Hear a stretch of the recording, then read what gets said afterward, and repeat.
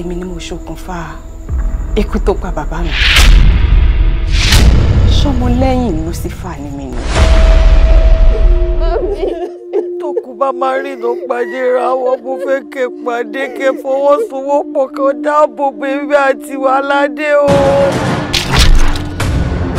Ọmọ tẹ́ gbélé ẹgbẹ́ fún òbí lónìí. Ẹmọ tó dùn mí rí kílẹ̀ tó mọ́ ni. Wọ́n nà mí bí ìgbà tí mo jáde báyìí ni.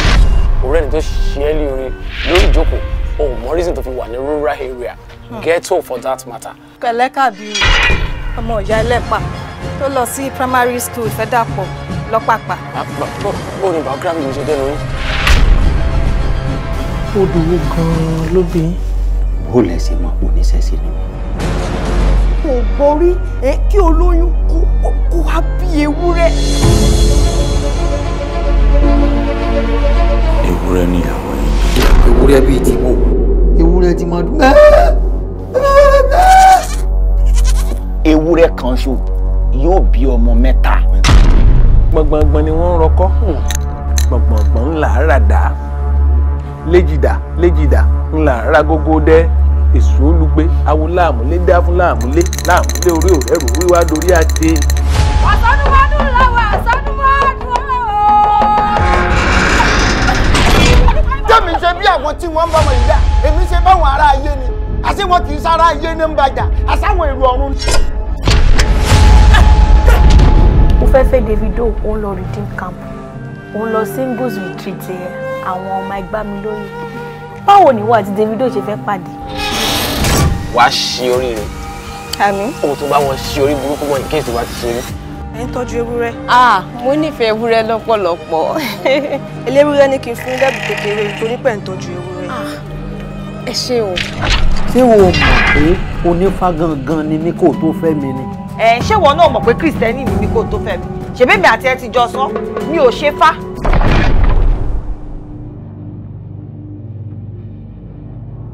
Wọ́n ní kàn sọ, tèmi ni pé kó o ṣe pẹ̀lẹ́pẹ̀lẹ́ pẹ̀lú ọ̀rọ̀ tó wà nílẹ̀ yìí. Bí bẹ́ẹ̀ kọ́. Ó ṣàṣetìrì. Àwọn bàbá rẹ̀ gùn ò ṣàṣetìrì. Ọ̀nà owó látún lè gbígbà. Ibà àwọn àgbàbọ̀ mi ní lẹ́rù bá kọ́kì tó kanlẹ̀. Ó sì tún níbi àgbéká. Ọ̀pọ̀lọpọ̀ gbà tí lẹ̀kẹ̀ bá ti ń bẹ lọ́rùn rẹ̀ ni mo máa ń gba gbogbo ìpè ayọ̀ tí mò ń gbà yìí. Ní Àbákẹ́ aláṣọ ni mò ń taṣọ fún kábíyèsí ìlú Kájọ. Kábíyèsí ìlú Kájọlá. Bẹ́ẹ̀ni. Ó gbọ́ràn, ó yá létí lápọ̀ ọmọ. Mo ń kọrí fún olóhùn mi ò dùn àbí bẹ́ẹ̀ kọ́. Kékeré lórí yìí o. Tó o bá kọ̀ tó o ṣe nǹkan tí mo ní kó o ṣe, ní síbẹ̀ ó ju eléyìí lọ. Olóyè náà nìyọ̀ náà láàfin. Yóò kàn tọmọtọmọ. Ẹ̀yin. Yóò kàn mí. Tọmọtọmọ. Àwọn ẹmọ bínú. Mo ní o gbẹ́ni dákẹ́. Olórí. Ẹ gbá mi létí. Ló ń ṣe. Mo ń jẹ rọ́wọ́ sí. Ṣé sùúrù. Àdórè. Òròmọdìyẹ ò máa wòde ìyá ẹ̀ ló máa ṣá. Ojú la rí aṣọ rẹ̀ ò dẹnu o.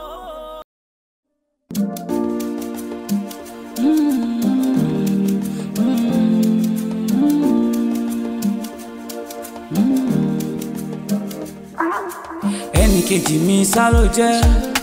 Tell me what's wrong, I want to know.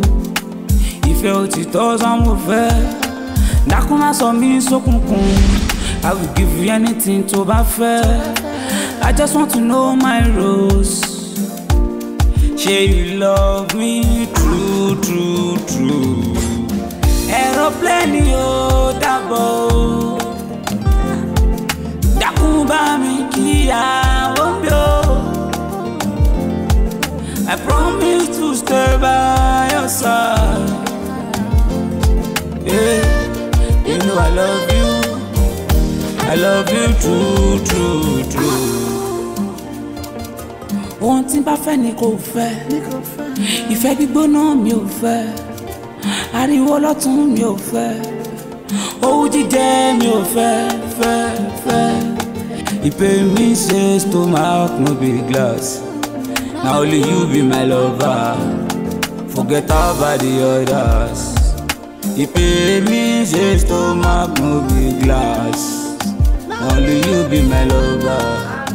Forget about the others. Oúnjẹ yẹn kù díẹ̀ kò jìnnà. So a few minutes ó máa wà ready. Almost.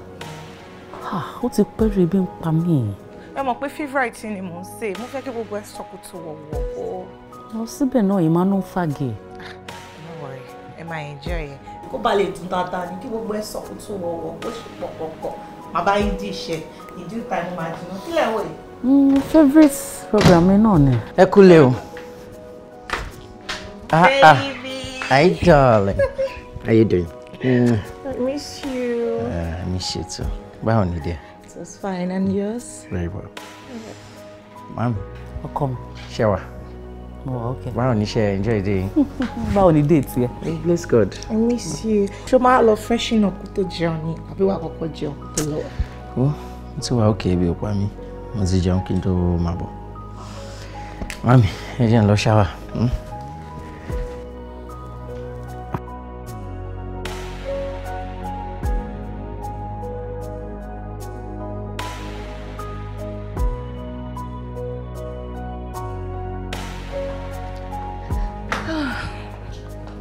Babe. Babe. Babe. Babe. Why are you so engrossed on your phone? Obìnrin jàre, ó ní àwọn pending transactions kan. So àwọn yẹn mo ń try láti sort out. Are you sure? Yeah. It's transaction. Yeah. Àwọn mails yẹn ni mo ń try láti attend sí bẹ́ẹ̀. Anyway, èmi ń padà lọ sí Abuja tó bá ti di weekend o. Wọ́n ti approve transfer mi. Are you serious? Yeah. Amazing. That's good news. Thanks, babe. Wow, báwo lè ṣe? Well, actually, manager tó wà lẹ́kọ̀ọ́ ni former colleague mi kan introduced me sí. So the moment he saw my report, it was like, let's run this off. Wow. That's good. Thank you. You see, ó mọ̀ pé bó ṣe máa ń rí nìyẹn tí èèyàn bá jáfáfá níbi iṣẹ́, ẹ̀yin auditors tẹ́ bá ti mọ̀ ṣe yín níṣẹ́ báyìí. Just tap your fingers at your request, things will be sorted for you. As it should be, and you can say that again. Ben. So, now tí a ti wà nítòsí ara wa, ká máa plan engagement at the wedding. Oh, yes. And lest you forget, bride price has skyrocketed, yo. 1 billion coin. 1 billion coin. Ṣáàlì ṣe ní 250 naira. Ah! Ikọ̀ tí mo jẹ́ ayẹyẹ tí mo jẹ́ ọ̀kẹ́ kí lè ti kú káfí yẹn ṣe formality náà. Are you like me? No, not you. You're priceless. I'm just saying. I'm going to choke you today. I'm going to kill you. Say please. Say please. 1 billion coin. I will give you anything to my fair. I just want to know my role. Ṣé wọ́n ní a kì í tẹ́rẹ̀ ní bárìn ká má tọrẹ ní bá sòótọ́ ọ̀rọ̀? Bẹ́ẹ̀ni ma. Ṣé wo rí pé àfẹ́sọ́nà ẹ̀ fi nǹkan kan pamọ́ fún ẹ? Fi nǹkan kan pamọ́ fún mi. Màámi, Túndé ò lè fi nǹkan kan pamọ́ fún mi. Bẹ́ẹ̀ kò lè fi nǹkan kan pamọ́ fún yín.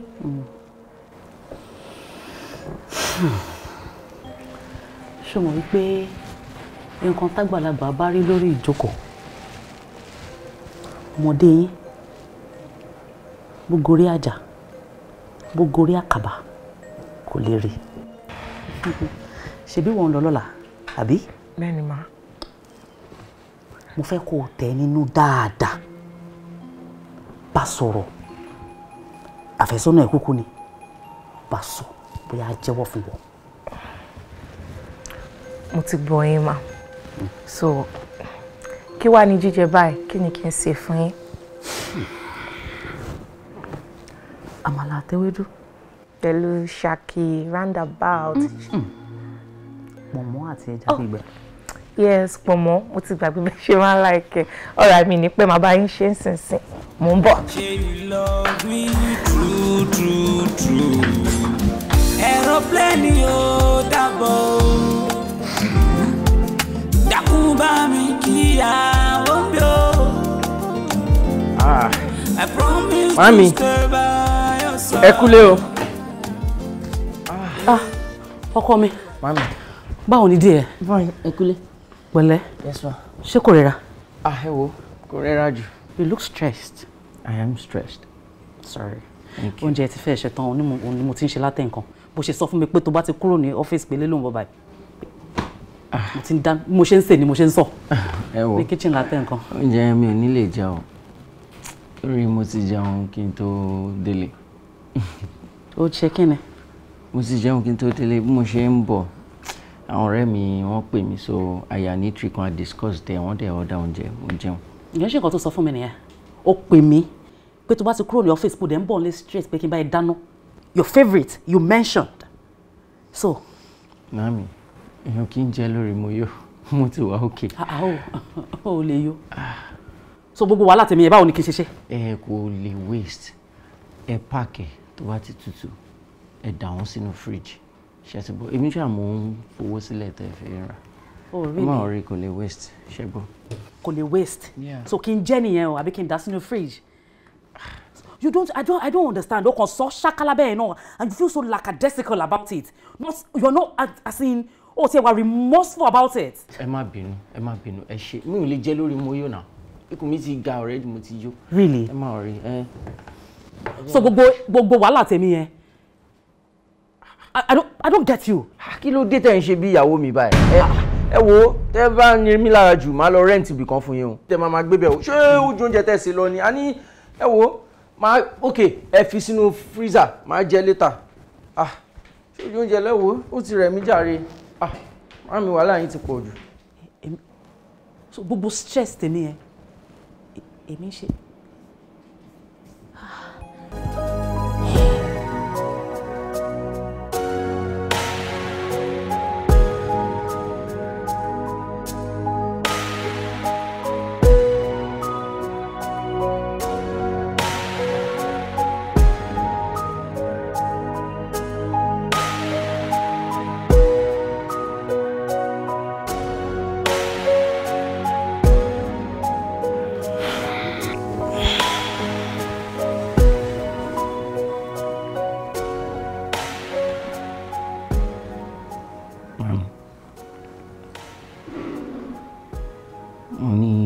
Bẹ́yìn ni fún nǹkan tí mo ṣe lánàá bí mo ṣe wùwà yẹn. Ẹ má bínú sí mi. Kí ló wá bẹ̀ mí fún? Mo rò kó sì dàgbà ni. Ó dẹ̀ lè ṣe nǹkan tó bá wùn ẹ́. Mami kò rí bẹ́ẹ̀. Mo ti realize pé ìwà tí mo wù yẹn ò dáa kò yẹ kí n wà bẹ́ẹ̀. Mo ṣe wá apologize. Ọlátúndé. Nǹkan tí mo ṣe ń bínú sí ẹ kò ju torí ìrírí tí mo ti rí.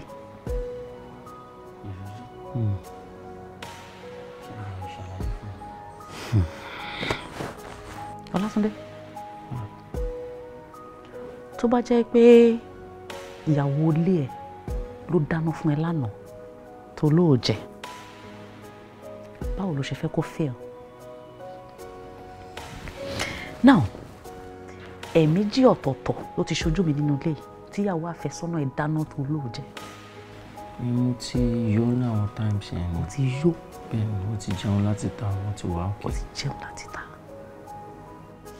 Ọlátúndé, wàá pe ọmọ yẹn lórí fóònù, wàá lọ tí ń bọ̀ nílé, ó di ní wákàtí mẹ́fà ló ti ń lè wálé. Ọlátúndé, mo fẹ́ kó kọ́gbọ́n lára igi ọ̀pọ̀tọ́kùnrin.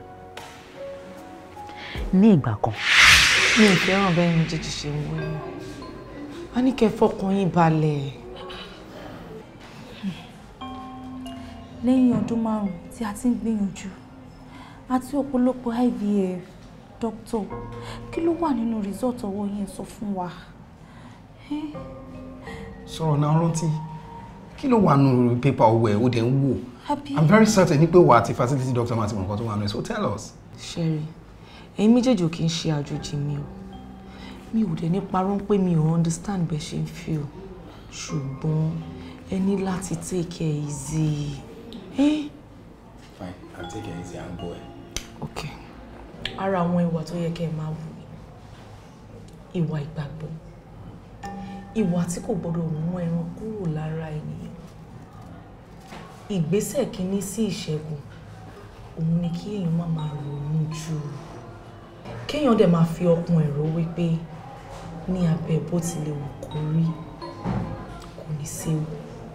Ó dáa, kò séwu. So talk to us. Ní àṣẹ tí ẹ fún mi àti àṣẹ tí fertility doctor yín fún mi, mo láyọ̀ láti sọ fún yín wípé ẹ ti ní oyún oṣù 2 àti àbọ̀.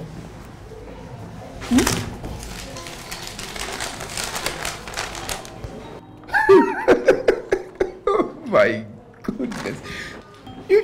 Mo ti lóyún. Babe, I'm pregnant. This is so unbelievable. Oh my God. Babe, doctor, babe, I'm pregnant. Oh my God.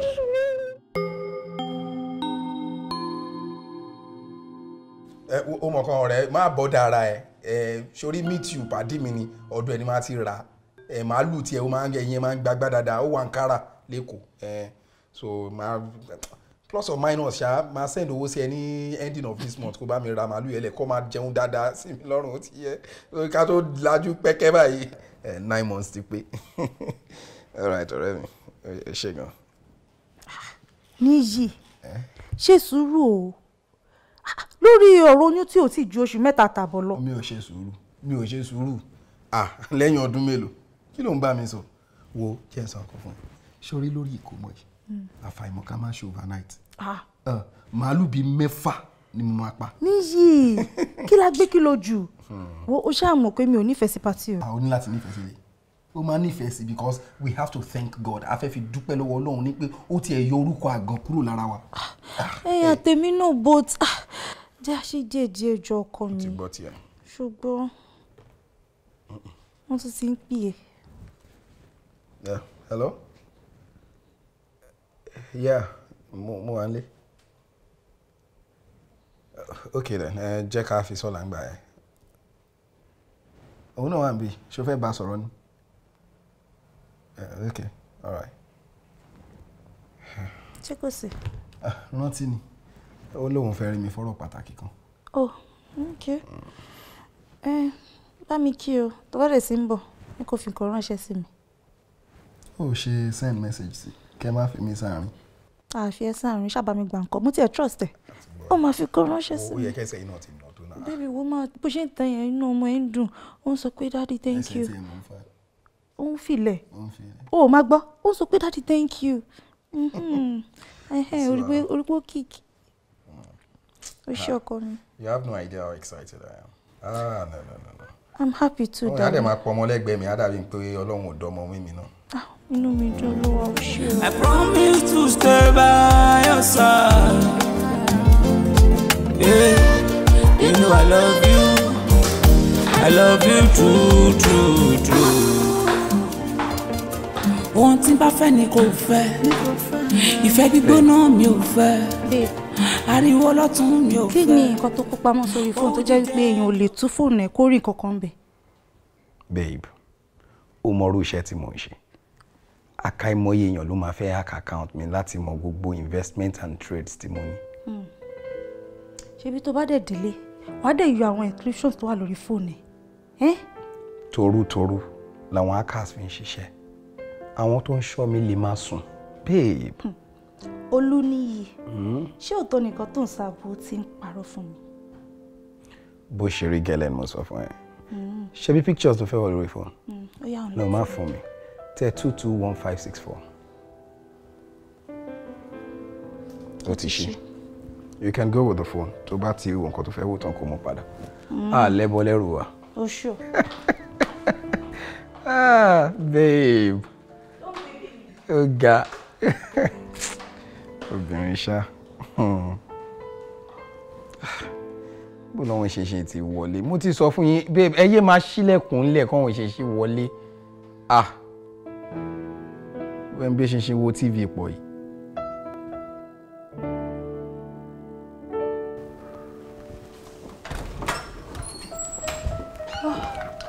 Babe, mo ti dáná tán, sáré bẹ set table, kó jẹun kó tó máa lọ. That won't be necessary. Tea ti wà okay for me. Yeah. Mo ti ṣe tán òkè kò sáré set ẹ ni. Kò ní pé. Babe, even tea ẹ̀gbọ́n lọ lẹ́nu mi mú kọ kó má dà pé mi ò fẹ́ ẹnu kan ni. Kí ló mí pé ò ní jẹun oúnjẹ tí mo wá ṣe nǹkan? Má yọ̀rọ̀ ẹ lẹ́nu. Màá rí ẹ tí n bá dé, ṣùgbọ́n ó dàbọ̀. Olúníyì! Má ti lọ. Kí ló ń ṣe mọ́ ẹ̀? Tí kò bá tiẹ̀ ṣe bó máa ṣàlàyé fún mi.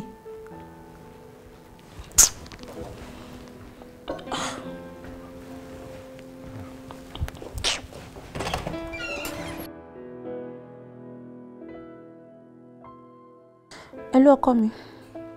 Ìyàwó mi. Báwo ni iṣẹ́? À ń ṣe o. Mo ní kí n béèrè lọ́wọ́ ẹ pé ṣé ó ní nǹkan tó fẹ́ sọ fún mi? Rárá o, ṣé nǹkan tó fi pè mí nìyẹn? Rárá. Mo kàn fẹ́ sọ fún ẹ wípé delivery guy kan wá sílé, so ṣé wọ́n lo order gift? Mi ò order gift kankan rárá, bóyá mistake ni. Mo sure pé mistake ni. Okay. Babe, mo ní láti lọ nísìnyí. Ó ní stock kan tí mo fẹ́ monitor. Alright, má bínú pé mo fi call disturb ẹ. You love me true, true, true. Aeroplane yóò dábọ̀. Dákun bá mi kíyàwó mi o. I promise to stay by your side. Yeah, you know I love you. I love you true, true, true. Ohun tí n bá fẹ́ ni kò fẹ́. Ìfẹ́ gbígbóná mi ò fẹ́. Ariwo lọ́tún mi ò fẹ́. Owú jíjẹ mi ò fẹ́. Ìpè mi ṣe stomach no be glass. Na only you be my lover. Forget about the others. Ìpè mi ṣe stomach no be glass. Only you be my lover. Forget about the others. I love you. I love you. If you're titani ko ba mi lo, dákun má sọ mí sókun. If you're titani ko ba mi lo, dákun má sọ mí sókun. I love you well. If you're titani ko ba mi lo, I love you well. Dákun má sọ mí sókun. If you're titani ko ba mi lo, dákun má sọ mí sókun. If you're titani ko ba mi lo, dákun má sọ mí sókun.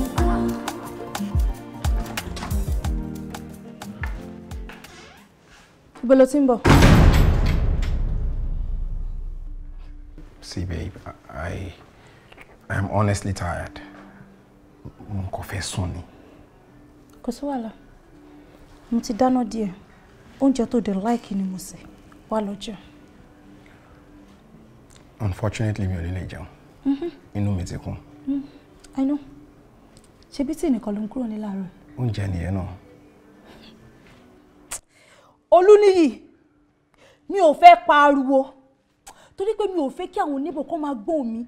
Kó máa gbọ́ nǹkan tó ń ṣe fún mi tó ń dùn mí tí wọ́n dẹ̀ fi ń ṣàwàdà. Wá lọ jẹun. Mo fi ń dá ẹ lójú that I will make it up to you. Jẹ́ ká lọ sùn, please.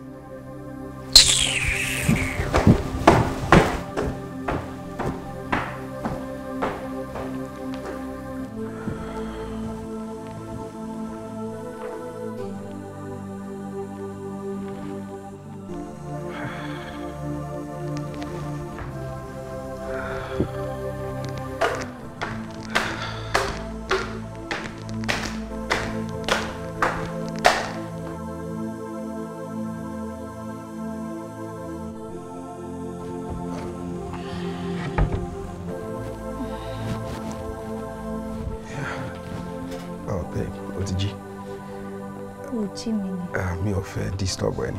Mo ti set mo fẹ́ máa lọ bí iṣẹ́. Ó wá ní jẹun. Babe, see, má stress ara ẹ. Ebi ò pa mí. Ṣùgbọ́n. Ó máa jẹun. Ẹ ń sáré ṣe oúnjẹ fún. Babe, má stress ẹ. Ọmọ kan dáná sílẹ̀ tí n bá dé máa jẹ. That's a promise. Ṣé wọn pé o ti fẹ́ máa sọ kíní ìdí ojoojúmọ́? Rárá, ó máa jẹun. Babe, kò lè work bẹ́ẹ̀ yẹn. Mo ti pẹ́. Jọ̀ọ́ má bínú. Let me go. Kí ló ṣẹlẹ̀ lánàá? Okay, so mi ò jẹun láti àárọ̀ títí di ìrọ̀lẹ́. I had no appetite. Colleague mi kan ló force mi pé kí n order oúnjẹ. Ìgbà tí màá fi jẹ oúnjẹ yẹn tán inú mi ti le. Tí mo fi máa délé mi ò lè jẹun mọ́. So that's what happened. Olúwa gbé mi níyẹn. Ṣé gbogbo nǹkan tó sọ ẹ̀ ṣé òtítọ́ àti òdodo ni? Yes, ma.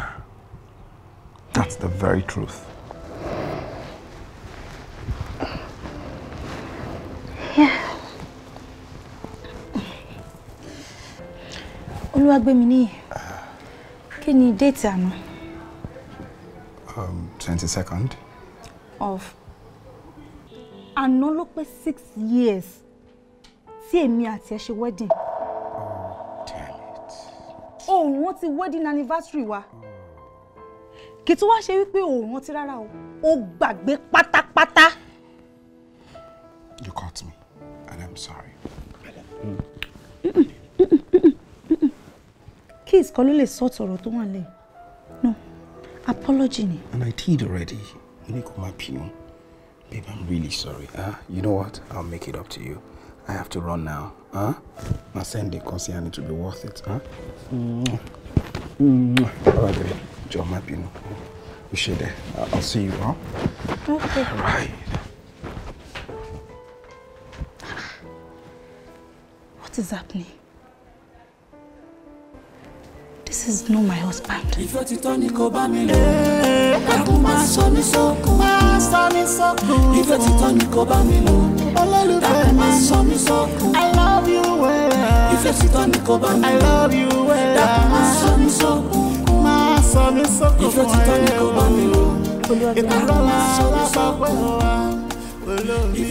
Aago mélòó ló sọ fún mi pé ó máa délé ni? Aago mélòó ló wọlé?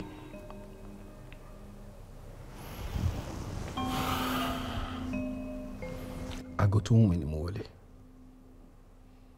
Yeah. Kí ló ṣe náà, Desola? Why tó ń ṣe bí ìkòkò? Ó yẹ kó ti sùn by now. Lẹ́nu ẹ̀. Ó sọ fún mi pé ó máa dé ní aago 6 lẹ́ni. Ó wá ń wọlé bọ̀ láago 10. Ó lé mi ṣe bí ìkòkò. Ó dà, ibi tí mo lọ mo ti pẹ́. Ibi tí mo dé lọ yẹ, eré kọ́ ni mo lọ ṣe ń bẹ. Olúwa gbé mi níyẹn. Kí ló ń ṣẹlẹ̀? Kí ló ṣe ẹ́? Bá mi sọ̀rọ̀, jẹ́ ká sọ̀rọ̀. Kò sí nǹkan kan. Nǹkan tí mò ń ṣe, gbogbo plans mi pátá tó bá yá wà tó mọ̀. Fáǹfààní mi àti ẹ náà dẹ̀ ni. Ṣé o lè hint mi ni? No, mi ò lè hint rárá. Ọlọ́run á kúkú jẹ́ kí gbogbo ẹ̀ dá. Àmín. Mo fẹ́ lọ toilet.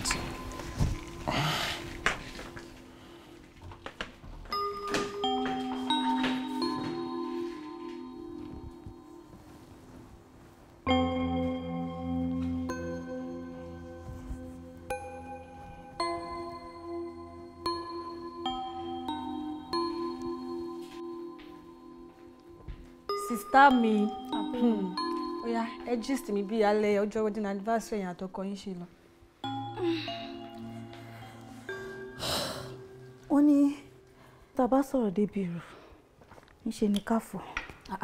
Ewu la bẹ̀ wọ́n fó bí ìrù, kí ló dé? Olú ní yóò rántí rárá. Kò ra gift fún mi gan. Mo ti kọ́kọ́ rò bóyá prank ni. Àfi bó ṣe dé tó ṣánwọ́ dé. Irọ́ ni o. Òótọ́ ni o. Bọ́ ẹ wo, ẹ má worry. Kí má worry báwo. Tó bá ní nǹkan tó fẹ́ sọ fún mi sọ. Kò ṣe pé mo ní nǹkan tí mo fẹ́ sọ. Mo dẹ̀ tún ní nǹkan tí mo fẹ́ sọ náà. Wo nǹkan tó bá fẹ́ sọ. Sọ, fi suspense sílẹ̀. Sister mi, kò sí kò tẹ́ kí n sọ fún mi. Bó ṣe wá sọ pé wọn ò ra nǹkan kan fún yín, ó yà mí lẹ́nu. Kò ra nǹkan kan fún mi, ìparọ́. Ìparọ́. Sister mi, nǹkan tí mo fẹ́ sọ fún yín, ẹ máa fara balẹ̀ ni. Bọ́ èmi kàn fẹ́ mú idea kan wá ní pé ẹ mójútó ọkàn yín dáadáa o. Mo mójútó lọ́nà wo?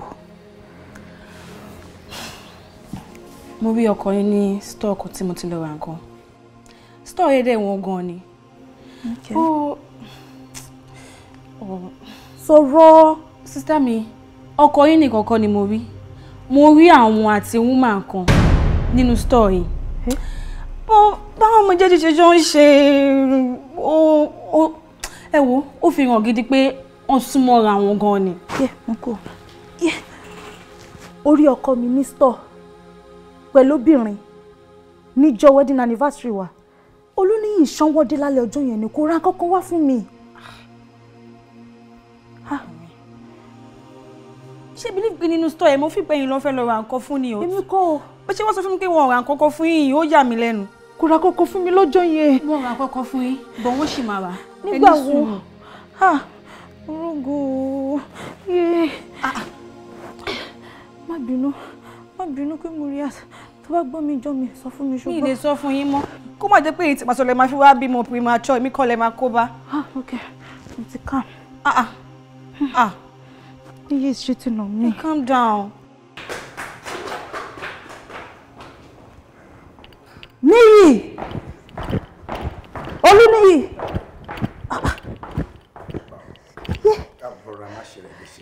Ẹni ni Saturday. Ibo ló tún jáde lọ? Èyí ni Saturday lóòótọ́, but mo ní láti catch up pẹ̀lú ọ̀rẹ́ mi kan. Ó lájọ fẹ́ pàdé investor kan. Okay. Ṣé ò ní pẹ́? Àtọ̀ mi ò ní pẹ́. Dada. Besides, o tiẹ̀ fún mi update nípa antenatal tó lọ fún. Má bínú, torí pé o busy náà ni. Àti pé kò sí any issue so. Wo nípa ìfẹ́ olùgbàlà kì yóò sí nǹkan. Màá rí ẹmu dé tán. Ṣùgbọ́n kò take care. Okay.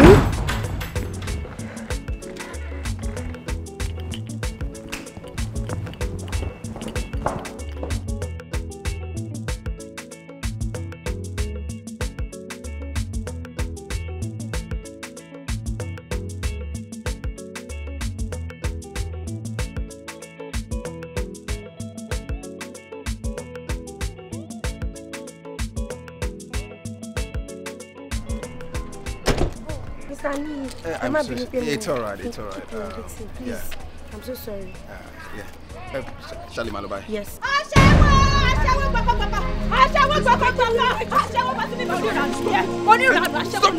Stop this! Stop what? Can you feel me? Take him. Ashawo, Oniranu.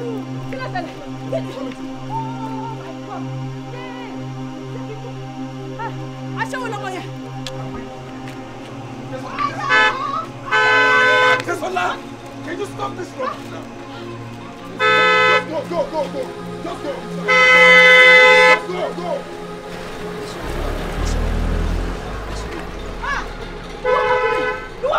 Nígbà tí màá di ojú ẹ̀rí, ẹ̀mí ẹ̀gọ́ ò ní gbẹ, ẹ̀mí ò ní gbẹ, mo ti ṣú ẹ kiri, mo ṣú ẹ láti ilé títí mo fi débi báyìí.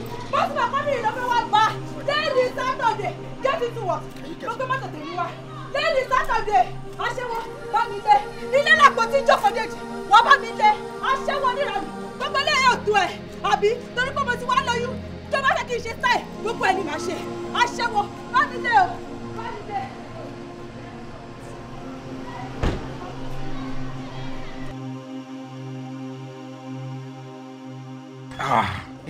Ojú mi máa rẹ́ gbìn o.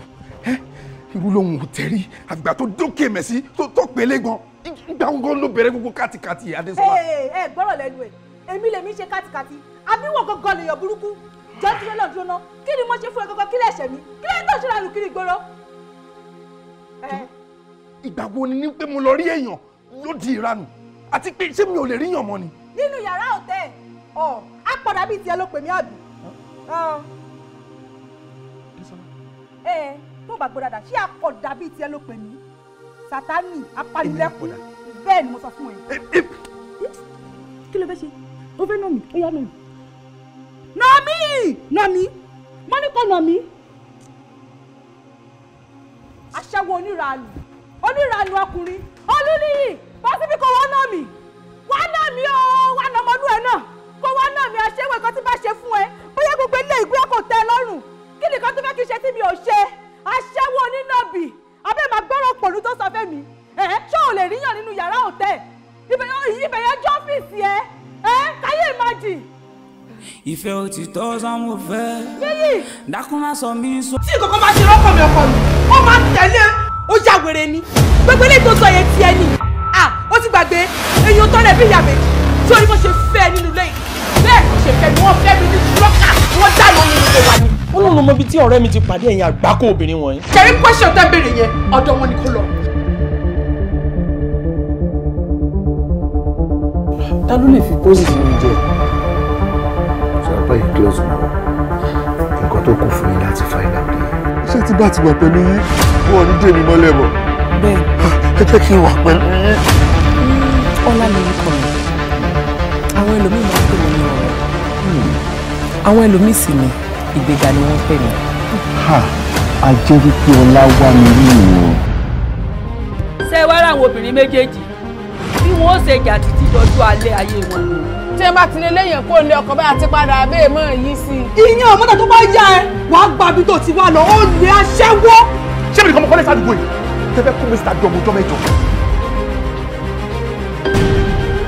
kí ni botanical ní problem ẹ̀yin méjèèjì tó yẹ pé àárọ̀ ọ̀sán ìjà ẹ̀yin lẹ́sìn ọkọ yìí ni mo ṣe dáyẹ ẹ tún di hospital yẹn tó ń pariwo. àwọn méjèèjì bẹ́ẹ̀ ṣe wò wọ́n yìí kò ṣe mọ̀ ní wọ́n.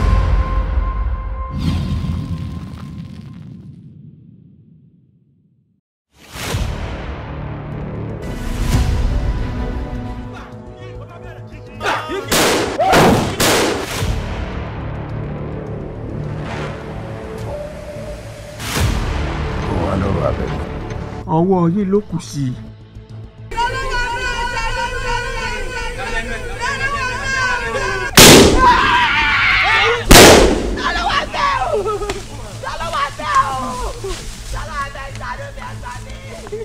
baálé mi ti gbàbọ̀dì. baálé mi ti gbàbọ̀dì. bẹ́ẹ̀ ni mo gbàbọ̀dì ni bí wọ́n lọ gbàbọ̀dì ni ẹnu ẹ̀ lájọ wà. ilé yìí. bàbá ń kí yín o. a padà sí ibú ńlá lè yí o. àbí kábíyèsí ti lọ ṣàfọ́fà síbi kan. àrífín ńlá pátápátá gbà ní o. fi wọ́n lẹ̀ ìyálóde. idà ọba ń jó wìrìwìrì bẹ́ẹ̀ bá ṣọ́ra yóò bẹ́yìn lórí nílùú yín. ara dẹ́mi ń wíre o ṣẹ́yìn tá a bá fóògùn dánmọ̀ yẹn ni wò ọmọ ọba kan ò ní bẹ̀rù. ìyá mọ̀ díẹ̀ o. ogun gbọ́ yìí. tó sì lọ níbàdàn gbọdọ̀. à ń lọ ìlú mi àfẹ́ lọ sàrí. àkíndọ́mọ̀. ìlú ọ̀dẹ́rà péré ogun mo fẹ́ lọ fún ẹ lógun. ẹ ṣe. nǹkan yan.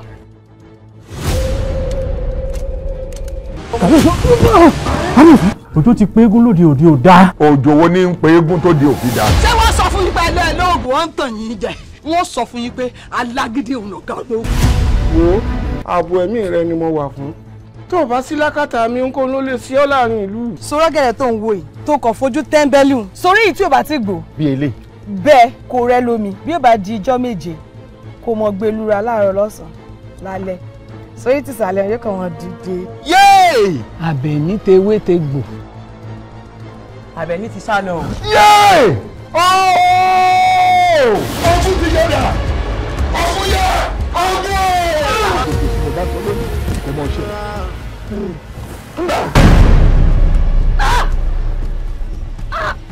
mo dá mú mo fẹ́ kó bá mú lẹ́nu kí lè mú ọ. yéè. ọ̀hún ilẹ̀. ṣẹ̀kẹ̀ṣẹ̀kẹ̀ ilẹ̀.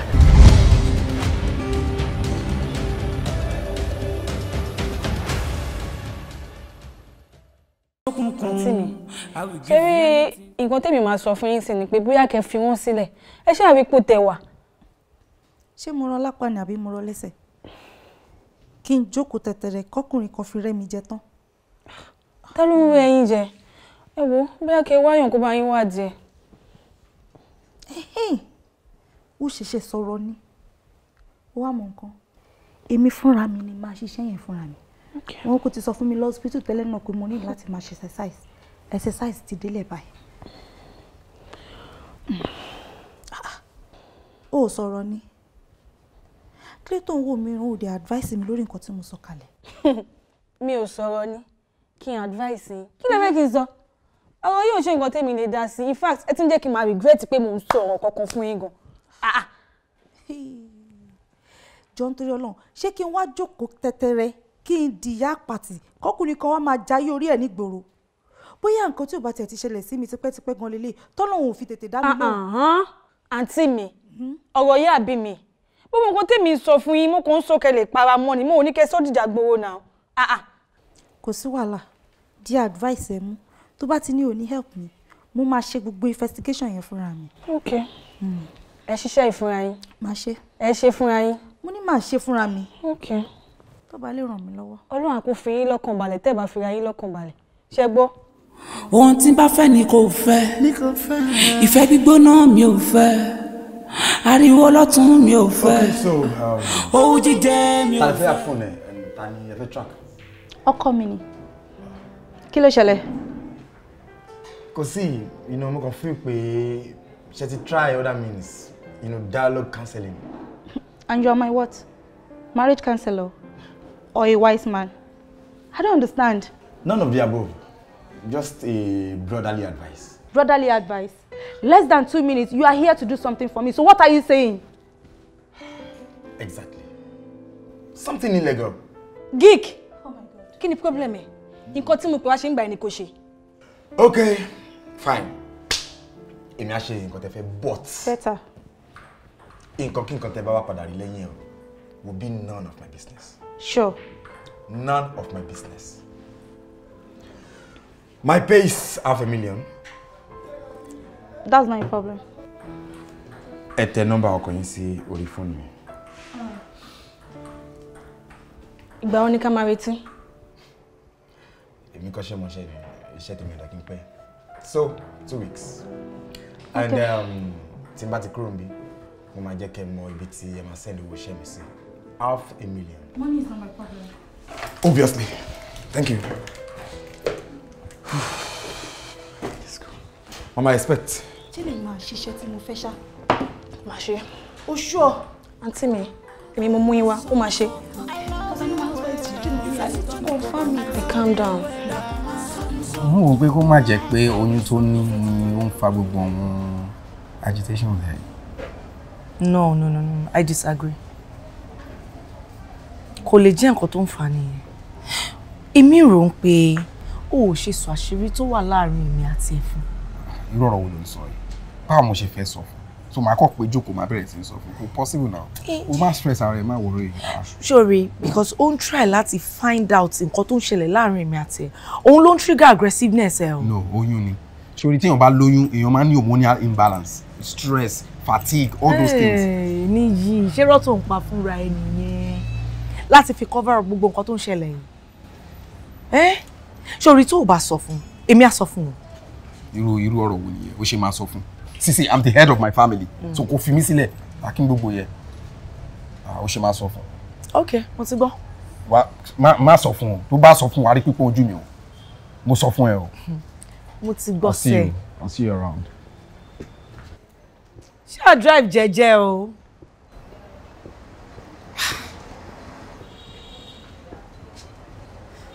Kí ló yí tí o fẹ́ sọ fún ìyàwó ẹ? Ó ti ń pẹ́ jù o. Ìfẹ́ títọ́ ni kò bá mi lò. Dákun máa sọ mí sókun. Ìfẹ́ títọ́ ni kò bá mi lò. Dákun máa sọ mí sókun. I love you well. Ìfẹ́ títọ́ ni kò bá mi lò. I love you well. Dákun máa sọ mí sókun. Ìfẹ́ títọ́ ni kò bá mi lò. Dákun máa sọ mí sókun. Ìfẹ́ títọ́ ni kò bá mi lò. Dákun máa sọ mí sókun. Àǹtí mi, kí lè ń wá kiri? Kí lè wá kiri? Fi mí sílẹ̀ o. Fi mí sílẹ̀ bí mo ṣe wà. Kí n fi yín sílẹ̀, ọ̀rọ̀ yín ti yé mi. Báwo bóyá ọkọ yín máa wá sí ìgbà ilé ni àbí? Kí n tiẹ̀? O ṣáà ti jẹ́ kí bọ̀bọ̀ akàyàn ó ti jẹ́ kó gbá mi. Sísítà mi kò gbá yín. Báwo lẹ ṣe fẹ́ defend nǹkan tí bọ̀bọ̀ yẹn bá rí lórí fóònù ọkọ yín? Problem tèmi nìyẹn. Ìwọ àti èdè fi mí sílẹ̀ láti decide. A fi ń sílẹ̀ láti decide. Bẹ́ẹ̀ni. Ẹ wá máa lọlé. Mi ò lọ. Mi ì lọ, mi ti ṣetán. Ẹ lọlé. Ó yá kí n gbé yín jáde kẹ́ lọ rest. Sátánà ṣe kan mi wọ́n abẹ́ ní òde fi mí sílẹ̀. Inú mi ò dùn bí kò sí mímọ́ fi gbogbo kóbòkóbò mi dá gbogbo wàhálà yìí sílẹ̀. Mo dẹ̀ ti dúpẹ́ lọ́wọ́ ẹ̀. Mo ní pé o ṣe. Ṣé o tún fẹ́ gba nǹkan mi lẹ́yìn o ṣe ni? Mo dẹ̀ mọ̀ nǹkan tó ń ṣe ẹ́. Torí pé kì í ṣọkọ ẹ ló ń ṣèrànù, kì í ṣọkọ ẹ ló ń ṣòṣìkiri. Òun ló jẹ́ kó máa sọ̀kọ́ tó ń bá mi sọ yẹn. Ṣé nǹkan tó yẹ kẹ́ sọ nìyẹn? Ṣé mo mọ̀ dá gbogbo ilé sílẹ̀ ni? Ẹ jẹ́ máa lọ. Ó dẹ̀ máa lọ, má bà géèmù mi jẹ́. Kí lẹ wá ti rí àǹsìn? Mi ì ra kankan. Ọ̀tọ̀ nìkan tẹ wá ṣe, ẹ jẹ́ á lọ. Mo mọ̀. Ṣé o bá mi rí? Mo bá yín rí. Àwọn ló ń bọ̀ ẹ̀. Wọ́n lè pọ̀. Tí mo kó tẹ̀ wá. Ìwọ ló jẹ́ kó escape mọ́ mi lọ́wọ́ lé ní o. Mo jẹ́ kó escape mọ́ mi lọ́wọ́. Ẹ máa gbá wọlé. Ẹ mú wá kún un lé wá tó wá sọ̀kọ̀. Ìfẹ́ títọ́ ni kò bá mi lò. I love you well. Dákun máa sọ mí sókun. Ìfẹ́ títọ́ ni kò bá mi lò. Dákun máa sọ mí sókun. Yes, you're welcome, Mrs. Yewande, right? No, Miss. Oh, my apologies. It's okay. Miss Yewande. Yes. So, mo rò pé environment yìí ni wà conducive for wa to discuss. So, mo ti gba room say around. If you don't mind, we can actually go there and discuss. Room?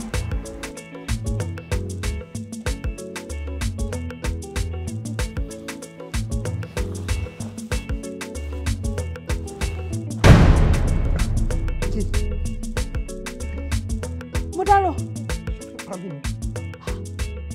Ìwọ kan ló fẹ́ pa mí. Kí ni perfume obìnrin ṣe lára ẹ? Torí perfume ló ṣe jí mi. Kò tó torí. Tí ìgbà wo ló ń wà pálapàla ìdí owó ẹ̀ náà Désọlá. So mi ò lè lọ sí store nísìnyí kí n rí perfume obìnrin kí n dẹ̀ wọ́n pé kí n rà fún ìyàwó mi. Ó ń dà. Perfume ọ̀hún wá dà. Désọlá now. Ṣé o fẹ́ sọ fún mi pé perfume testing ló ń rùn ní gbogbo ara ẹ̀ báyìí? Ó ló ń rùn ní gbogbo ara ẹ̀ báyìí?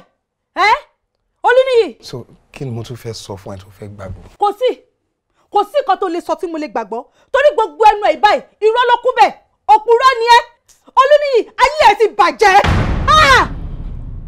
Ẹ gbà mí. Désọlá. Ó dẹjọ́ má fi ìwà pálapàla bá nǹkan tó dáa jẹ́. Ẹ gbà mí. Ṣé o wo mírọ̀? Ṣé o wo rẹnu mírọ̀ kó tó sọ̀rọ̀ ṣá? Ta ló fẹ́ fi ìwà àgbèrè?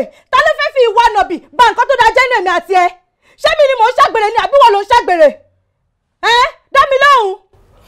Now tell me, what do you want? Okay. What exactly do you want? Sọ nǹkan tó fẹ́ fún mi tó bá wà níkàáwọ́ mi máa ṣe fún ẹ. Kò sí problem. Kò ń ṣe nǹkan tó le rárá. Mo fẹ́ kó fi ìwà àgbèrè sílẹ̀. Fi ìwà nọ̀bì kó fi sílẹ̀. Kó jókòó sílé jẹ́. Kó tọ́jú mi, kó tọ́jú oyún mi, kó tọ́jú ọmọ ẹ. Báwo lèèyàn ṣe ń fi nǹkan téyàn ò ṣe sílẹ̀? Ẹ gbà mí. Bọ́bọ́ yìí tún parọ́, ó tún wojú mi báyìí, ó tún parọ́. Ó tún pa irọ́. Perfume obìnrin rùn lára aṣọ ẹ bẹ́ẹ̀. O ní pé kìkì pé ò ṣàgbèrè. Ó ń pa irọ́. Orí, ó tún ti ń ké. Tó bá ti ń pa irọ́ náà ló máa sunkún báyìí. Ó máa sunkún ẹlẹ́yà láì ṣobìnrin. Ọkùnrin ni ẹ́. Kí tó sọ̀rọ̀ méjì, wọ́n máa sunkún. It's a dead night and neighbors are asleep. Kò sí nǹkan tó kọ́ mi pẹ̀lú neighbor. Kó bó ṣe ṣe. No, kó bó ṣe ṣe bóyá ṣe bí innocent. Ṣé mo parọ́ mọ́ ẹni? Okay. Èmi ni kí n máa sọ̀rọ̀, èmi ni rédíò àsọ̀rọ̀ má gbèsì, èmi ni wèrè àbí èmi ni kí n máa dá sọ̀rọ̀. Olúníyì dìde lẹ̀ o, àníjọ súnú lé ìmọ́jú ni, o ní láti dá mi lóhùn, kí ni pẹ̀lú obìnrin ṣe lára aṣọ ẹ̀, o ní láti explain fún mi. Olólùfẹ́ máa lọ. Sí, ọ̀rọ̀ ti fẹ́ máa sún mi o, ó ti fẹ́ máa ní nǹkan mi nù. Bóyá kò kó kúrò nílé. Irú advice wo nìyẹn? Báwo ni màá ṣe kó kúrò nílé mi? Okay, irú advice wo ló fẹ́ jẹ́ kí n fún ẹ? At least say something reasonable and be proactive now. Something like what? Like wàá bá sọ̀rọ̀. Okay, mo ti gbọ́ màá bẹ́ẹ̀ bá sọ̀rọ̀. Ìgbà wo gangan ni mo fẹ́ mọ̀? Kí ló ṣẹlẹ̀? Mo ní màá bá sọ̀rọ̀. Bóyá màá lọ sílé, màá dẹ́ bá sọ̀rọ̀. Please, jọ̀ọ́ bá mi bá sọ̀rọ̀. I will. Okay. Pẹ̀lẹ́. Ṣé. So, what about lunch? Ṣó ti jẹun ni? Now patients mo fẹ́ attend sir. It's all right. All right, I'll see you around. All right, we should go. All right. Thank you.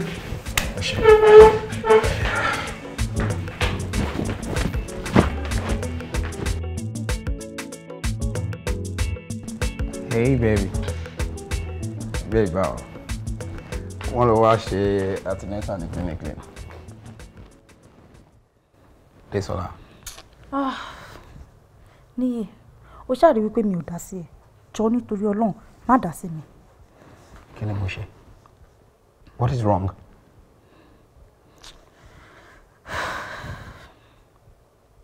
Why are you doing this? Olúníyì, can we not behave as if you care? Please. Why are you being this way? How can you ever say I don't care when all I do is go out, work so hard, just to provide for us? And you spend half of your time doing what? Sleeping around? Jumping from one woman to another? Pẹ̀lẹ́ o bouncing baby boy. Ṣé nǹkan tó máa sọ nìyẹn? Jọ ṣé mi nìkan mo ń dáná owó yìí. Níyì má gbé yẹn wá rárá. Ta ló insist wípé kí n má ṣiṣẹ́? You know I am doing fine with my online business. So don't load me with that nonsense. Desola. Okay, fine. All right, ma.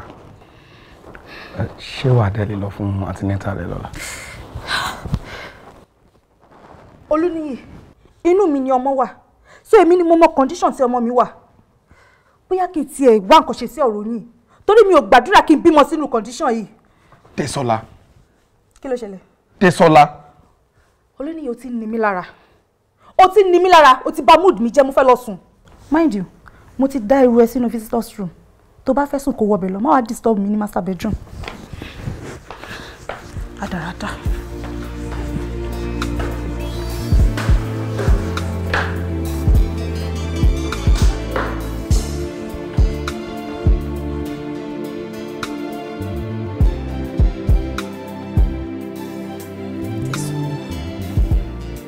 Ṣé bí wọ́n ni mo ti ń bá sọ̀rọ̀ látàárọ̀? Ó dẹ̀ ń ṣe bí pé ó gbọ́ nǹkan tí mo ń sọ. Jọ, kí ni nǹkan tó fẹ́ sọ ju nǹkan tó ti ń sọ lọ látàárọ̀? Ṣé bọ́ọ̀rẹ̀ ọkọ mi ló jẹ́? Ẹ̀yin ẹ̀ náà ló máa wà. Àbúrò bí àmì gbọ́ news nípa ìwà tiẹ̀. Ìròyìn. Because nǹkan ẹyọ kan tí mo mọ̀ tó dá mi lójú ni pé mo nífẹ̀ẹ́ ìwà tọkùn ẹ̀ dénúdénú. Arábìnrin, mi ò rojọ́ ọ̀yà, jáde kúrò nílé mi. Ó jẹ́ lọ fi rẹ̀ lọ́kàn balẹ̀ kó má gbére ẹlẹ́mìí gbóná. Torí tí o ò bá ti ẹ̀rù gbogbo nǹkan, ó yẹ kó ro tó yunú ẹ̀. Jáde nínú ilé mi. Àbí o rò bí àmì gbọ́ ìròyìn wa àti ẹ̀? Má wọ́rí, àṣírí wa àti ẹ̀ máa tó tú sí mi lọ́wọ́. Ìgbà díẹ̀ ló kù. Àṣírí? Bẹ́ẹ̀ ni. Kò sáṣírí kankan láàrin èmi àtọkọ ẹ o. Tèmi ní pé kó o fi ra ẹ lọ́kàn balẹ̀. Arábìnrin, ṣé tí ń dùn ẹ ni? Àbò gbági méjì, mo ní kó bọ́ta nínú ilé mi. Ó fẹ́ máa hàt bí wípé ẹ̀yìn mi ló wà bí? Kò jọ rárá, kò jọ ni, jáde. Ó dá má bínú. Get out of my house before I lose it.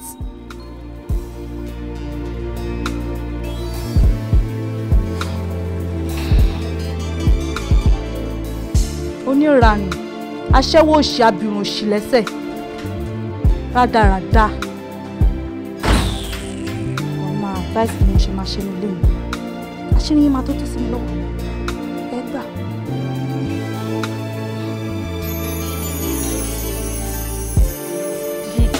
Kí ni update lórí ọ̀rọ̀ yìí? Àǹtí mi ti fẹ́ máa rí mi bí èèyàn burúkú náà. Okay, so mo discover pé ọkọ àǹtí ẹ̀ ó ní high level of security lórí fóònù àti laptop ẹ̀ o. So iṣẹ́ yìí ò ṣeé ṣe láti bí oṣù kan. Mi ò tí ì sọ fún ẹ pé kò ṣeé ṣe. Kò ń ṣe pé bí a kò possible but then sori mo ti gbìyànjú gan. I've tried a lot. Bóyá torí irú iṣẹ́ tí ọkọ àǹtí ẹ̀ ń ṣe ló jẹ́ kó ní irú security tó lágbára yẹn lórí fóònù ẹ̀. In fact, fóònù ẹ̀ àti laptop ẹ̀ wà lórí encryption tó ní agbára gan. The more tí mo dẹ̀ ṣe ń try láti wọlé lẹ́ encryption yẹn le sí tó ń lé mi padà. Ṣé nǹkan tó ń tẹ̀ láti sọ́nsìn ni pé ní èdè kúkúrú kò sí solution? Okay, now this is it. Mo discover nǹkan kan lórí laptop ẹ̀. Nǹkan tí mo dẹ̀ rí náà ni pé man yẹn ti change wheel ẹ̀ o.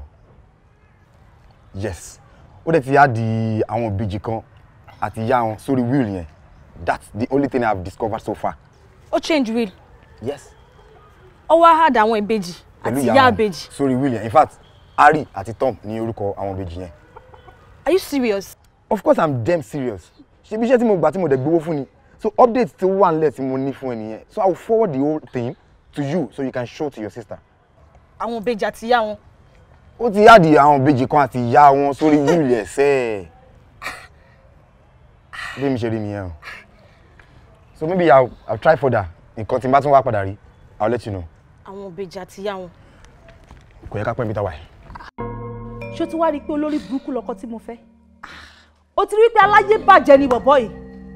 Ìbejì tọ́tọ́tọ́ àti ìyàwó tuntun. Àǹtí mi, ìbejì àtàwọn ìyá ìbejì. Bóyá kẹjẹ kó dé kalẹ̀ béèrè lọ́wọ́ wọn. Rárá o, mi ní jẹ́ kó dé. Ṣebí bàbá yẹn sọ pé ní meeting 3 o'clock lẹ́ni. Yes. Kò sí wàhálà. Ibẹ̀ gangan ni màá ti lọ fi ṣẹ̀sìn. Ibo. Ibi meeting yẹn gan ni màá ti lọ bá. Kí ló ń ṣe? Gbẹ́sẹ̀ kúrò lọ́nà fún mi kó jẹ́ kí n kọjá. Ibo lẹ ò pẹ́ lọ. Kí ló ṣẹlẹ̀? Kí ló ṣe? Sọ kúrò fún mi jàre. Àǹtí mi. Kí ló ń ṣe yín báyìí náà? Ṣorí, kò sí ṣíṣe kò sáìṣe. Ọ̀rọ̀ ta ní kí bàbá máa gbọ́ ni. Bàbá náà ló máa padà parí ẹ̀. Tó bá dalẹ̀ yìí, màá pè jókòó. Màá sọ everything fún. Okay. But make sure you're brave about it. Thanks. I got you. Ẹ ṣé gan. So, báwo wà ní meeting tó lọ nígbà? Má lọ. I will. Ó ṣé. All right, darling. Arira. All right. Thanks, Derek. Take care. Yeah.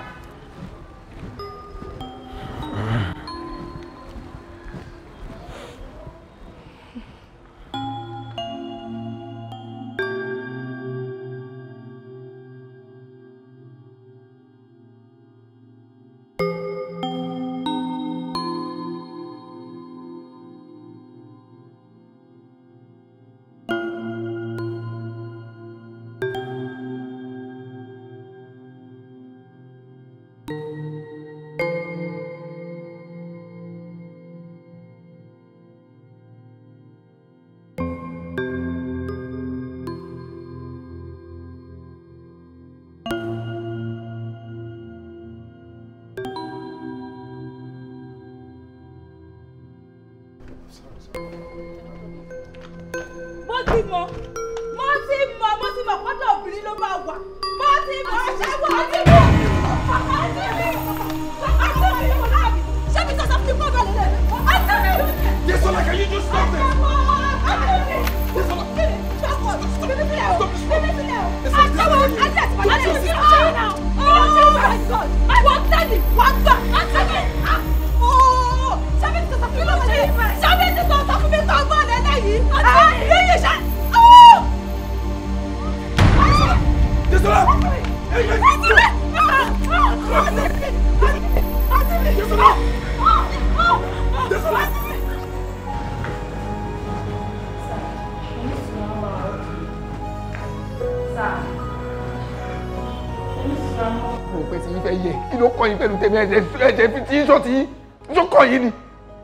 Please mind your business.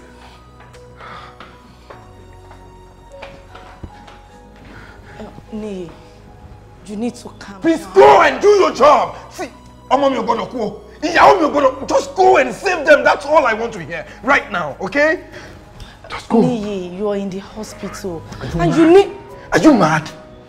Lọ ṣe iṣẹ́ bí iṣẹ́. Don't you get it? Sí tọ́mọ mi bá kú tí ìyàwó mi kú máa ń sún hospital. I need you to help me save them. I will pay. Any amount. Any amount, I'll pay. Nee, look at me. You need to calm down. We are trying our best. You need to calm down. Please. Please. Please. Ìyàwó mi ò gbọ́dọ̀ kú o. I need them safe. I need them alive. Just calm down. Breathe.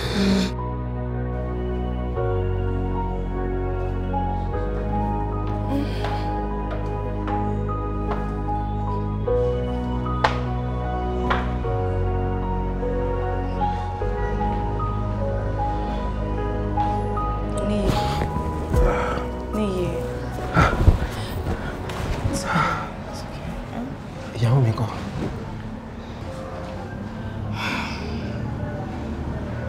I to stabilize her for now. So she's fine for now. They shouldn't go now, okay? If there's no complications, please, let there not be complications, Joe. Ọmọ mi náà ńkọ́. That's the good news. She's fine. Her baby is fine. But nílé rinsin. Torí pé ó mọ̀ pé kò pé 9 months. So ó wà ní intensive care unit. And torí ìmọ́tótó ó lè rí. Mo lè rí láì fọwọ́ kan náà. A nítorí ìmọ́tótó hospital rules. All right. Helen. Are you okay? Oh, okay, I'm good.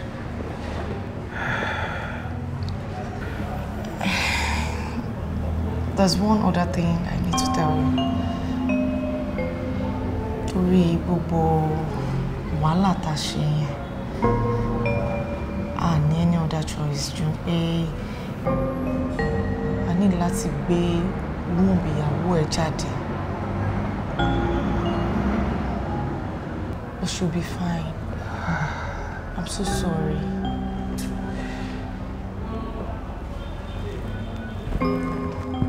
Hey, are you okay?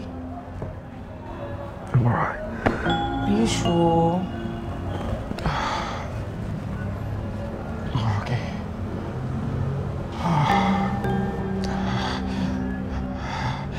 Niyi, you won't need medical attention. Niyi. Okay. Ẹ pẹ̀lẹ́ ma.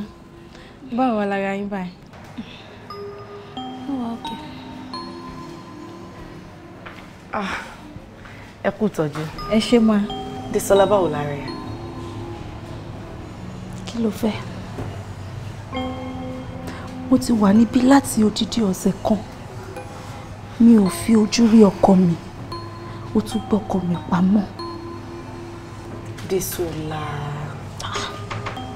Ṣé mo parọ́ ni? Àbí ṣé ó ti tẹ̀lé ìyá àbèjì tí mo jọ róhun àti ẹ̀ papọ̀ lọ́jọ́ yẹn? Ó ti tẹ̀lé lọ. Desola, kí ni nǹkan tó ń ṣe ẹ́? Ẹ wá ìtò òfìra ẹ lọ́kàn balẹ̀, kí ló dé tó kàn fẹ́ sọ̀rọ̀ ẹ di nuisance torí ọkùnrin? Kí ló ṣe ẹ́ tó ń sọ̀rọ̀ lẹ́nu bí òpònú? Má pariwo mọ́ mi o. Má jágbe mọ́ mi rárá. Torí pé ẹ fún mi ní instruction hospital yẹn pé kí n má pariwo sọ̀rọ̀. Will you just Iyo ní pé keep kí n má quiet? gba etí ẹ. Àǹtí mi. Kí ni nǹkan tó ń ṣe yín ná? Ẹ dẹ̀ fi wàhálà sílẹ̀. Ẹ má jẹ́ kó fi wàhálà sílẹ̀ o. Ẹ jọ̀ọ́, ẹ jẹ́ kó sọ wàhálà kó sọ di omi.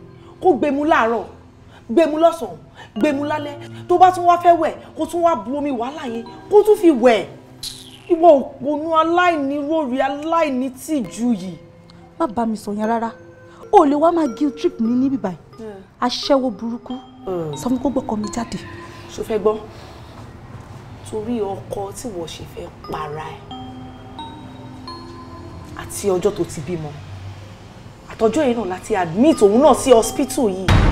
Ó wà níbi tó ti ń jà fún ẹ̀mí ara ẹ̀. Ọkọ ẹ̀ ní prostate cancer. Stage 4 dẹ̀ ló wà. Jésùrù, ọkọ mi ṣe kí ni? Jẹjẹrẹ.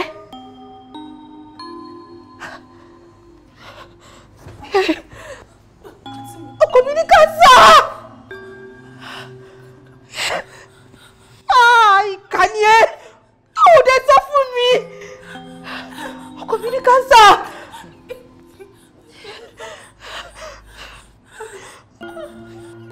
Ibi ló síbẹ̀. Ibo lọkọ mi wà. Ibo lọkọ mi wà. Ẹni sùn. Ṣé rántí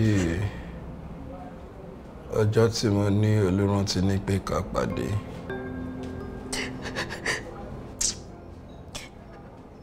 Ọjọ́ ẹ lọ sọ fún mi.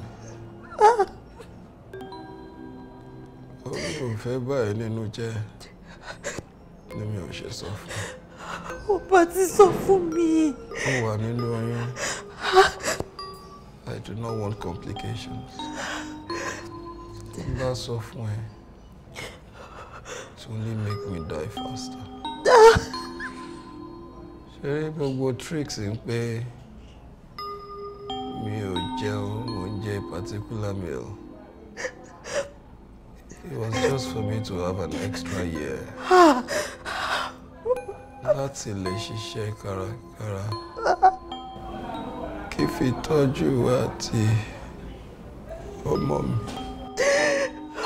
Ọkọ mi, dáríjì mi, mo ti ṣìwàhù sí ẹ. Ó bá sọ fún mi.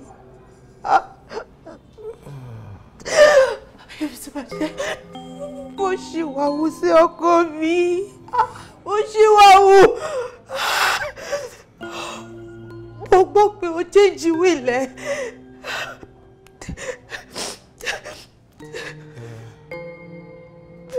I did. Mo adjust mi lọ́tọ̀. Ọjọ́ tí mo lọ fún treatment lọ́sítù. Mo rí ọmọbìnrin kan tó ń sunkún. Ọ̀nà ṣẹ̀ṣẹ̀ ṣe CS fún. Kódà ìbejì ló fi bí. Gbèsè tó jẹ sílẹ̀. Ọkọ mi. Òun ló jẹ́ kọ́kọ́ ẹ̀ sá lọ. Wọ́n wò pé èmi tí mo lẹ́mìí kúkúrú ní ò wá nílé ìgbà ẹlòmíì láyè láti live well. Mo ṣe adjust will mi yẹn. Wọ́n á fún wọn ní 3% gbogbo nǹkan tí mo ní. Kí ìyá ẹ lè fi tọ́jú àwọn ìbejì ẹ̀. Mo kàn máa ń send gift through olùrántí sí ìyá ìbejì ni. Kò sí nǹkan kan láàrin wa. Kò sí.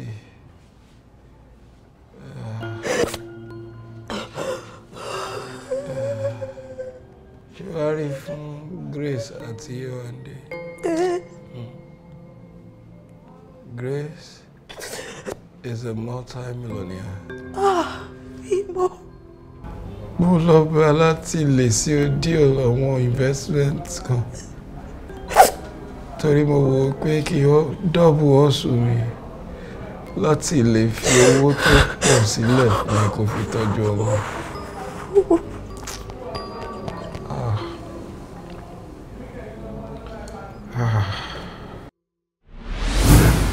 Sorry, with all due respect, ma, mi ò rò pé ma necessary ká wọnú yàrá lọ sọ̀rọ̀. It's a business conversation. And níbi bá yóò bad fún wa láti ní conversation wa. Yes, I don't really mean any harm. Just that a business worth over 500 million, I don't think environment you are okay because we don't know who is who, you know. Any point in there, yeah. But that notwithstanding, ma, mo fi pé intele gba yàrá síbí báyìí. Oduni fún wọn ní bí ẹ̀ṣá mọ̀fọ́lọ́pọ̀. So you can always tell them to restrict others from entering this place. Koko reserve for me, just you and I mean, and or better still, change environment. Ilosibiti money access. Oh well, it's okay for me. Your decision is fine. Oh, thank you so much. I appreciate it. All right. Okay. Are we good to go? Yes, ma'am. All right. Thank you, ma'am. You're welcome.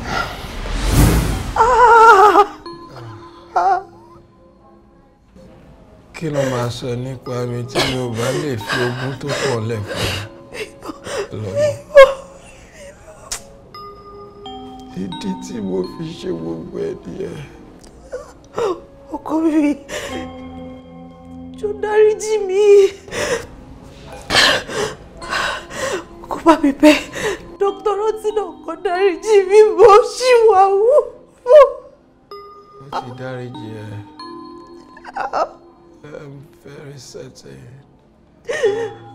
Inú òun náà dùn pé mo fi ẹ́ sínú òkùnkùn látijọ́ ẹ̀. Ó bá sọ fún mi.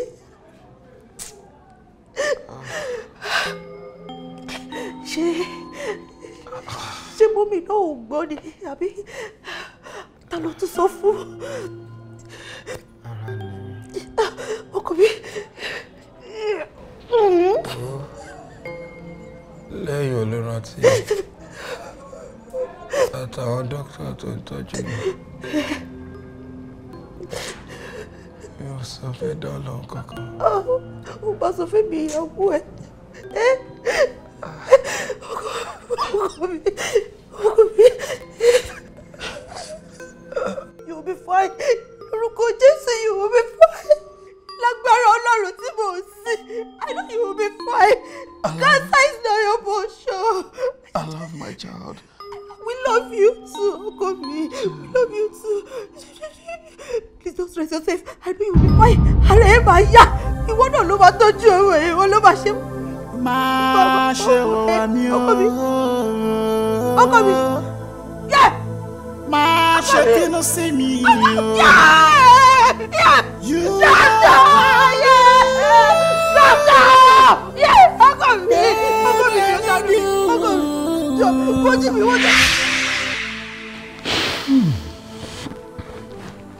Ọlátúndé, ìtàn tí mo sọ fún ẹ tó ń sìn, ìtàn èmi àti bàbá ẹ ni. Olúníyè. Ọlátúndé, nínú ìtàn tí mo sọ fún ẹ tó ń sìn, mo fẹ́ kó mú ẹ̀kọ́ kan àbí méjì kó fi kọ́gbọ́n nínú ẹ̀. Ọlátúndé, sórí kò sí nǹkan tó dàbí ẹni pé kéèyàn máa nà tán fún ìyàwó èèyàn.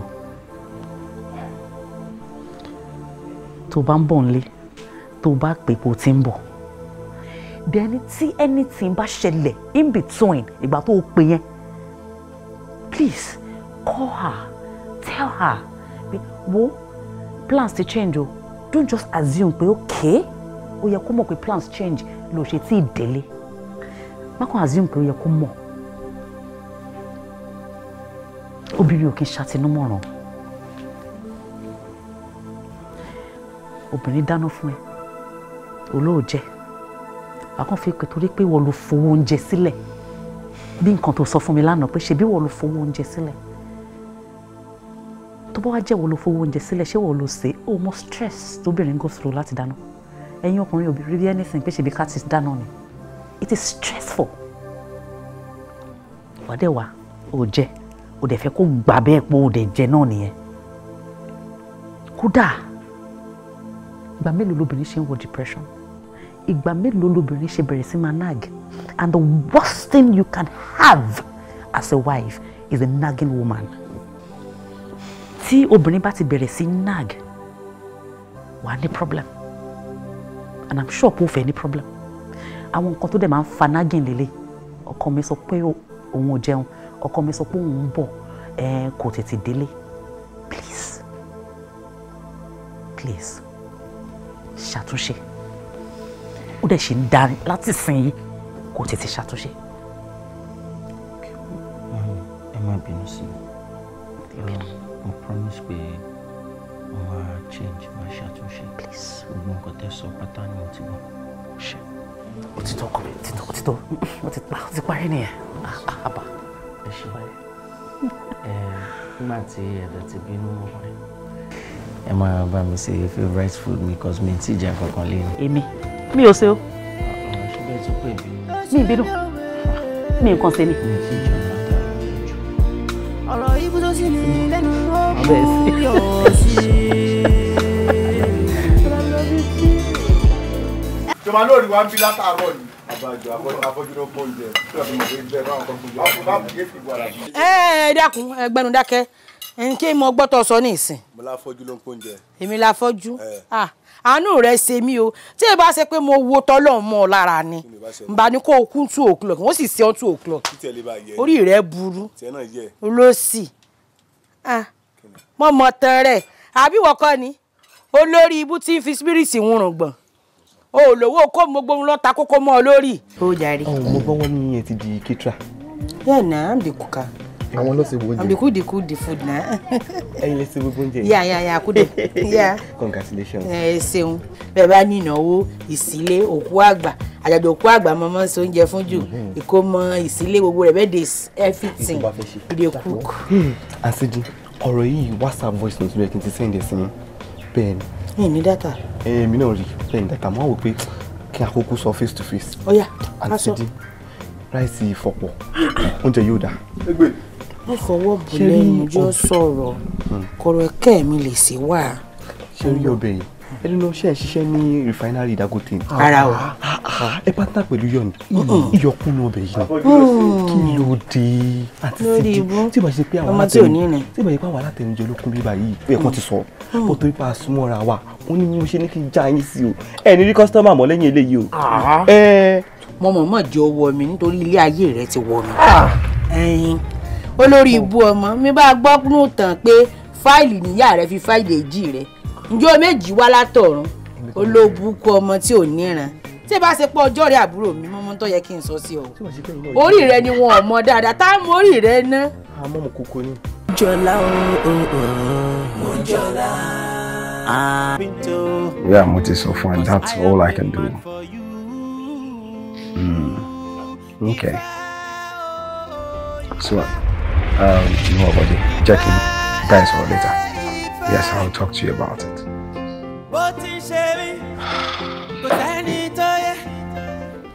More like I should. Thank you, sir. Oh, fine. Thank you, sir. Aremu. Oh, they checking deshe. Yentare deshe solo. I don't understand. See, sorry. Láti ìgbà tí mo ti marry. Mi ò wo obìnrin mi rí ele nígbà àkọ́kọ́ tí mo máa wo obìnrin torí ti ede ni mo fẹ́ deshe torí ti ẹ. Mi ò bóyá mo lè ṣe nǹkan tẹ́ ń sọ yẹn. O lè ṣe. Because kí lẹ fẹ́ káwọn other staff máa sọ? Ọ̀rọ̀ rẹ̀ ló máa sọ. Tó bá tiẹ̀ jẹ́ kí mo jẹ́ PA yín sìn, màá sọ pé máa work. Mo get me. Mo ṣẹ̀ṣẹ̀ gbàgbọ́ ní wípé o smart ju mi elérò lọ. Tó bá jẹ́ pé o jẹ́ PA mi, o lè work. Oh my God, I'll work things out. Wọn ò ní suspect anything. Ṣé o ti yẹ? Coffee day, ìwọ ṣàkọ ti sọ fún mi pé o máa ṣe. Jẹ́ kí n lọ máa rò. I'll get back. Get back to me before close of business. So fast. Mi ò lè mọ mọ́ra mọ́. Ó ṣe fi sára kú ní ìdẹ́ṣẹ́ mo ti ń bá dọ̀rùn Ọlọ́run àfàwé ẹ̀ṣẹ̀ mi yá. Àárín méjì ìta gbangba ọ̀run ọ̀lẹ́ fún.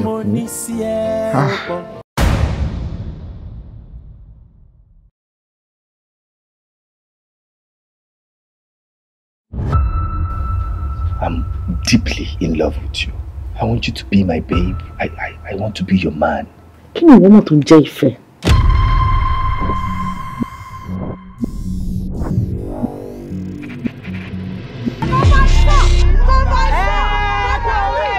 Gbà síbẹ̀ ọmọye mi. Mo ṣe jẹ́ ká park sí compound yín. Tọ́tọ̀dọ́lá tó bá wọnú àbẹ́tẹ̀ yìí ibi tó máa mú sí lélẹ̀. Aláwàlá. Bá mi bá fún tó sọ̀rọ̀. Nítorí bó ṣe ń ṣe mú ìwá, kan ti jọ máa gbé together bí ọkọ àtìyàwó. Ìgbéwájú mọ̀ ní pé sísá mi ò ní nífẹ̀ẹ́ ọkọ mú ìwá. Ẹ jọ̀ọ́, ẹ ṣe fi wọ́n lẹ̀ kó lọ fẹ́ni tó nífẹ̀ẹ́. Bílíkì máa bílíkì máa ò àjọ máa bílíkì o. Bílíkì máa bílíkì máa ò àjọ máa bílíkì. Kàró, èmi sí Kàró Bọ́lá ṣe ìyàdé lùkọ́ náà. Growing up in the ghetto had a very negative impact in my life. Oh, terrible. Anxiety, sọ. Abẹ́ wọn para ọlọ́.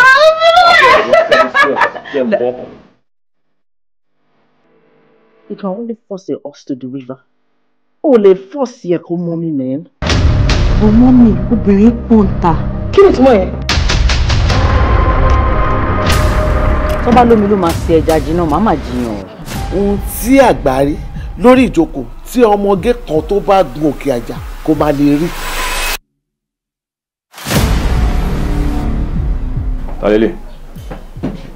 Èmi ni ọkọ Fúntọ́.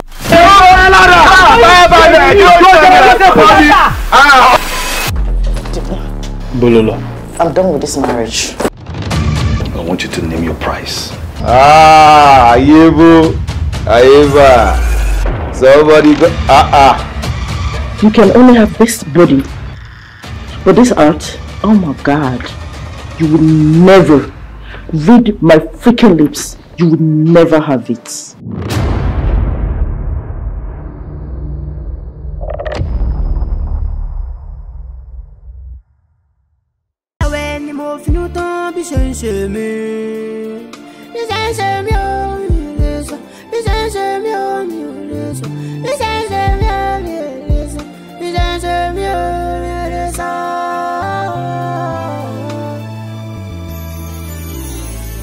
I need someone to tell me what I thought is not true. Happy to love someone is a taboo.